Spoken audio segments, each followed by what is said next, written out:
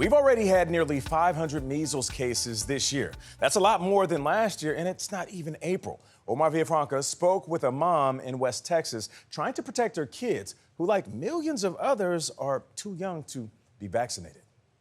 Davery Jaso's 3-week-old twins, Ezra and Adriel, arrived in West Texas in the middle of the state's worst measles outbreak in decades. How do you strike that balance of being probably hyper aware, but also trying to tell yourself, like, we're going to be okay? It's hard. It is very hard.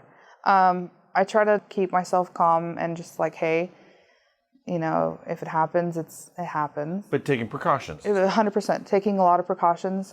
Adriel was born with breathing issues, so Jaso's trying to stay especially careful.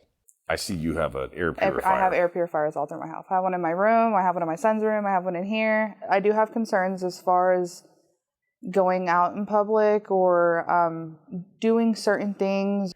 Typically, the first dose of the measles, mumps, rubella vaccine is given to babies 12 to 15 months old. Then, a second dose is given between 4 to 6 years of age. But now, in a recent article in the Journal of the American Medical Association, former CDC Director Rochelle Walensky is recommending federal changes to add an extra dose for kids as early as 6 months, if they're living in or plan to travel to a measles outbreak area.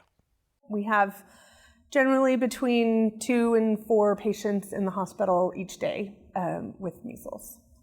Dr. Laura Johnson is the chief medical officer at Covenant Health in Lubbock, on the front line of the West Texas outbreak. Is there any concern moving it up to 6 months? Parents may wonder, hey, is this safe for the kid at 6 months? Sure, yeah. It is. There really aren't any significant concerns with that. So far this year, at parents' request, her hospitals have administered 62 early additional doses of the measles vaccine to infants from 6 to 12 months. It is something that I would consider just for the safety of my kids, really. It's my job as a parent to make sure that they are taken care of, and that as far as sicknesses goes as well, 100% I would. For Jaso, it's peace of mind in an ongoing outbreak. For CBS Mornings, I'm Omar Villafranca in Lubbock, Texas.